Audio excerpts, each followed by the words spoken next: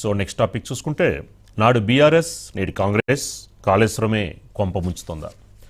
Kaleshwaram project కూలిపోవడం BRS అధికారం కోల్పోవడానికి ముఖ్య కారణం. నేడు అదే కాళేశ్వరం ప్రాజెక్ట్ కాంగ్రెస్ని గద్దె దించక ఏదైతే కాంగ్రెస్ గద్దె దిగిపోవడానికి కారణం కాబోతుందా అంటే ఎస్, అవునని చెప్పాలి.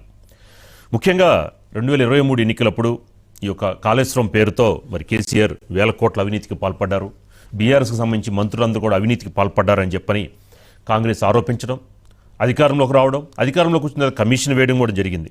కానీ వారిపై ఏదైతే అవినీతి చేశారు అన్న వారిపై చట్టపరంగా చర్యలు తీసుకోవాల్సింది పోయింది, కానీ గట్టిగా యాక్షన్ తీసుకోలేదు కాంగ్రెస్.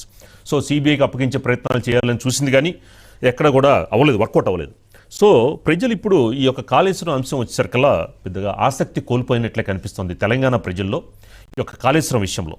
ఇప్పుడు బీఆర్ఎస్ పార్టీకి అదే కాళేశ్వరం ఇప్పుడు ఆయుధంగా మార్చుకొని ఇప్పుడు కాంగ్రెస్పై ఎదురుదాడి చేస్తోంది. మరి దీనికి సంబంధించి ఇందులో రేవంత్ రెడ్డిని అలాగే మంత్రులను కూడా దోషులుగా ప్రజల ముందు నిలబెట్టే ప్రయత్నం చేస్తోంది.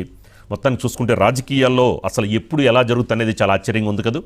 ఇలాంటి పరిస్థితుల్లో మరి గోదావరిలో నీళ్లు లేవు, ఉన్న పరిస్థితులు బట్టి ఇప్పుడు దీని గేటు క్లోజ్ చేసి ఒక కన్నెపల్లి పంప్ హౌస్ ద్వారా దేవాదుల ద్వారా లిఫ్ట్ చేయాలంటే చేయలేము, ఎన్డీఏసీ రిపోర్ట్స్ ఇచ్చిందని చెప్పి కాంగ్రెస్ సంబంధించిన మంత్రులు చెప్తున్నారు. మరి అదే గోదావరిలో నీళ్లు లేకపోతే ఏపీలో పట్టిసీమ ద్వారా గోదావరి నీళ్లు ఎలా ఎత్తిపోసుకుంటున్నారు అని చెప్పని బీఆర్ఎస్ ప్రశ్నిస్తోంది. సో ఈ దెబ్బతో మాత్రం వెంటనే కాంగ్రెస్ సంబంధించిన మంత్రులు అందరూ కూడా దేవాదుల దగ్గరికి వెళ్ళడం, మొత్తానికి ఇప్పటివరకు పంపులు ఏదైతే ఆన్ చేయలేదో మొత్తం కూడా పంపులను ఆన్ చేసిన పరిస్థితి. ఇప్పుడు ఇందులో కాంగ్రెస్ గవర్నమెంట్కి కూడా చాలా ఇబ్బందికరమైన పరిస్థితులే. ఇప్పుడు నీళ్లు ఎత్తిపోస్తే బీఆర్ఎస్ వాదన నిజమయ్యే అవకాశాలు ఉంటాయి, పోయకపోతే కాంగ్రెస్ యొక్క పేరు ప్రతిష్టలు మసకబారిపోయే అవకాశాలు ఉన్నాయి. సో ముఖ్యంగా కాళేశ్వరం అంశం 2023లో ఎంతైతే ప్రభావం చూపిందో 2028 కానీ 2029లో కూడా మళ్ళా కాళేశ్వరం అంశమే ఎన్నికలపై ప్రభావం చూపబోతోంది. మరి నాడు కాళేశ్వరం ప్రాజెక్ట్ సంబంధించి కేసీఆర్కి అదే కాళేశ్వరం ప్రాజెక్టు పేరు ప్రతిష్టలు తెచ్చిపెట్టింది, తర్వాత ఆయన పతనానికి నాంది అయింది. మరి ఇప్పుడు అదే కాళేశ్వరం ఇప్పుడు బీఆర్ఎస్ ఆయుధంగా తీసుకొని మరి కాంగ్రెస్పై ఎక్కుపెట్టే పరిస్థితులు కనిపిస్తుంది. ఇది చాలా విచిత్రంగా ఉంది. సో తెలంగాణ రాజకీయాలు కాళేశ్వరం ప్రాజెక్టు చుట్టూనే తిరిగే అవకాశాలు కనిపిస్తున్నాయి. దీనికి సంబంధించి మనకి శ్రీనివాస్ గారు ఉన్నారు. శ్రీనివాస్ గారు, ఏంటి మొత్తానికి కాళేశ్వరాన్ని ఆ రోజున అధికారం కోల్పోవడానికి కాళేశ్వరం ప్రాజెక్ట్ అయింది బీఆర్ఎస్కి, ఈ రోజున అదే కాళేశ్వరం ప్రాజెక్ట్ని మళ్ళీ బీఆర్ఎస్కి ఆయుధంగా మారింది. ఏంటి అసలు ఎలా చూడొచ్చు? రాజకీయాల్లో చాలా విచిత్రాలుగా ఉన్నాయి. నేను ఒక బీఆర్ఎస్కి ఒక ఆయుధం దొరికింది, దీన్ని కాంగ్రెస్ ఎలా ఎదుర్కోబోతుందంటారు? రాజు గారు, ముఖ్యంగా కాళేశ్వరం ప్రాజెక్టు ఒక రకంగా చూసేది ఉంటే కేటీఆర్కు ఒక గొప్ప పేరు తీసుకొచ్చిందని చెప్పవచ్చు. అయితే అదే కాళేశ్వరం ప్రాజెక్టు బీఆర్ఎస్ను అధికారంలోకి దించడానికి కూడా కాంగ్రెస్కు ఒక ఆయుధంగా మారిందని చెప్పవచ్చు. ఎందుకంటే ఎన్నికల ముందు 2023లో కాళేశ్వరం ప్రాజెక్టు కుంగిపోవడం, అదే సమయంలో ఎన్నికలు రావడం, దీని మీద అప్పటికే ఇటు కాంగ్రెస్ కావచ్చు, బీజేపీ కావచ్చు, కాళేశ్వరం ప్రాజెక్టులో 1,00,000 కోట్ల అవినీతి జరిగింది.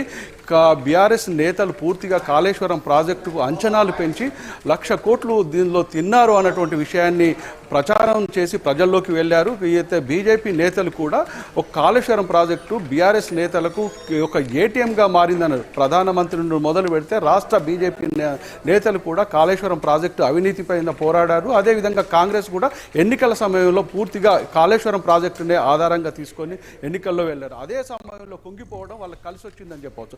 అయితే ప్రస్తుతం చూసేది ఉంటే కాళేశ్వరం ప్రాజెక్టును ఇప్పుడు బీఆర్ఎస్ నేతలు వాడుకుంటున్నారు. ప్రస్తుతం ఉన్నటువంటి దాని మీద విచారణ జరిగింది. పిసి ఘోష్ ఒక నివేదిక ఇటు రాష్ట్ర ప్రభుత్వానికి, అదేవిధంగా కేంద్ర ప్రభుత్వానికి, సిబిఐకి కూడా అందజేసింది.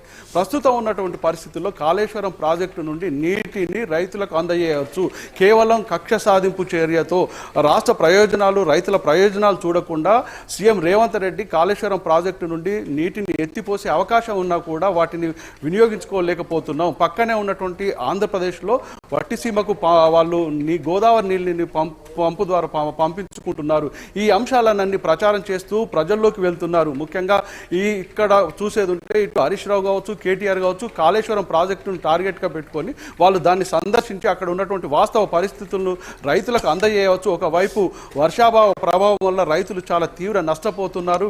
ఇక్కడ ఉన్నటువంటి అవకాశాలను చేసుకోవచ్చు అన్న సమయంలోనే ఒక అడ్వకేట్ అడ్వకేట్ హైకోర్టులో కూడా పిటిషన్ వేశారు ఈ మధ్యలోనే. ఆ హైకోర్టు కూడా ఇటు రాష్ట్ర ప్రభుత్వానికి కేంద్ర ప్రభుత్వానికి డ్యామ్ సేఫ్టీ అథారిటీకి కూడా ఒక నోటీసులు జారీ చేసిందని చెప్పవచ్చు.